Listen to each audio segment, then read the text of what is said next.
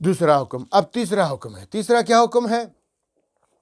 6 हिजरी को रसूल आज़म पैगम्बर इस्लाम हज़रत रिसालत मआब सल्लल्लाहु अलैहि वसल्लम ने अपने 1400 सहाबे किराम, एक रिवायत में 1500 के साथ गए, तशरीफ़ ले गए मक्का कि उम्रा करेंगे, बाकायदा अपनी जानवर भी ले ली कुर्बानी के।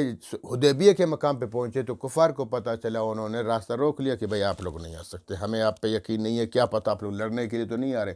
हुजूर ने फरमाया भाई ये हमारे कुर्बानियाँ हैं, तो हम तो उम्रा करने के लिए आए हैं, ज़िकादा का महीना था, ठीक है। तो बस खैर बात लंबी है तो आप पढ़ते रहते हैं। सुलह हुदैबिया का वाक़या हो गया, भाई इस दफ़ा आप वापस जाए।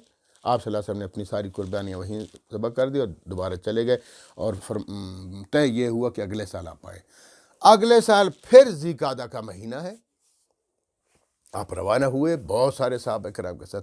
अब यहाँ तीन मसले पेश आ गए, तीन बड़े बड़े मसले पेश आ गए।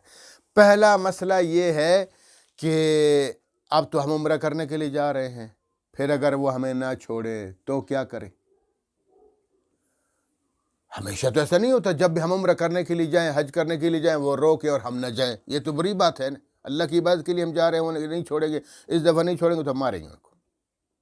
उन्होंने कहा तो है कि अगले साल आ जाओ, हम जा रहे हैं, लेकिन अगर वो आड़े आ गए, उन्होंने नहीं छोड़ा, फिर तो हम लड़ेंगे।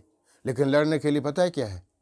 लड़ने के लिए ये है कि अशहुर हुरम, ये इस्लाम में भी इनका तकद्दुस है। इस्लाम से पहले तो फ़र्ज़ था, इस्लाम से पहले फ़र्ज़ क्या? ज़िकादा, ज़िलहज्जा, मुहर्रम, ये 3 महीने इस्लामी हिसाब से तसलसल के साथ लगातार, ज़िकादा, ज़िलहज्जा, मुहर्रम और एक रजबुल मुरज्जब, ये 4 महीने ये तकद्दुस के महीने हैं। इनको अशहुर हुरम कहा जाता है, एहतराम वाले महीने। इनमें जंग करना, क़िताल करना हराम।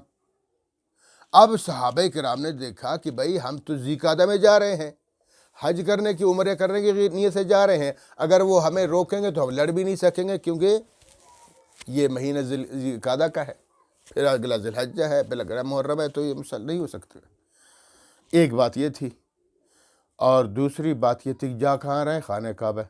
चलो हम खाने काबा पहुँच गए, तो खाने काबा के अंदर वैसे ही जंग करना हराम है, क़िताल करना हराम है।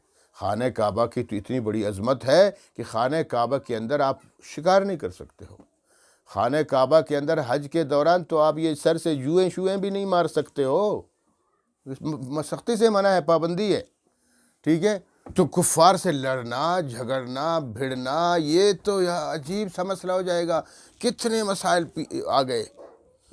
तो अल्लाह रब्बुल आलमीन ने फरमाया कोई ऐसी बात नहीं, देखो तुम जाओ अल्लाह के घर की ज़ियारत करने के लिए, उम्रा करने जाओ। जब पहुँचोगे वहाँ, ये तो मुआहिदा हो गया है कि अगले साल आओ, आप लोग अगले साल जा रहे हो।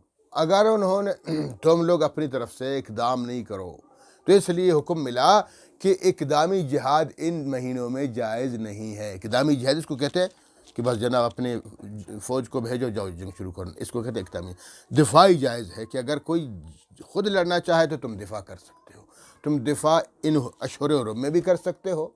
खाना काबा के अंदर जाके अगर वो लड़ना चाहे तो उधर भी लड़ सकते हो, क्योंकि तुम तो नहीं लड़ रहे, वो लड़ रहे, तो इस चीज़ की इजाज़त मिल गई। इसलिए फरमाया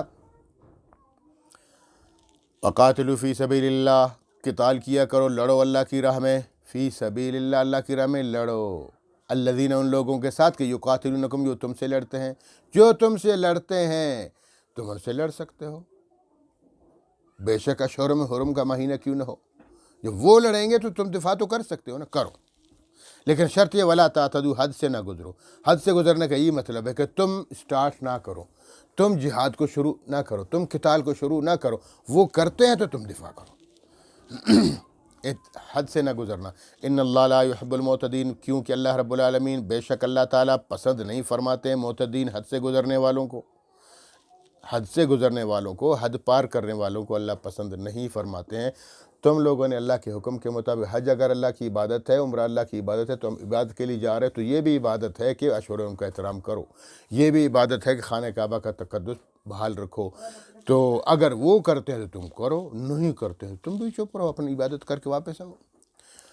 اور فرمایا اگر وہ نہیں چھوڑیں گے تمہیں تو پھر یاد رکھو وقتلوہم، پھر تم انہیں قتل کر سکتے ہو، حیث ثقفتم، جہاں بھی جاؤ، حرم کے اندر بھی دیکھو وہیں بھی مارو، حرم سے باہر دیکھو ادھر بھی اڑا دو، کیونکہ جب وہ معاہدہ توڑ رہے ہیں، وہ جب معاہدہ توڑیں گے تو تمہیں کھلی اجازت ہے خانہ کعبہ کے اندر بھی مار سکتے ہو، ہاں کیونکہ دفاع ہے نا، دفاع تو جائز ہے۔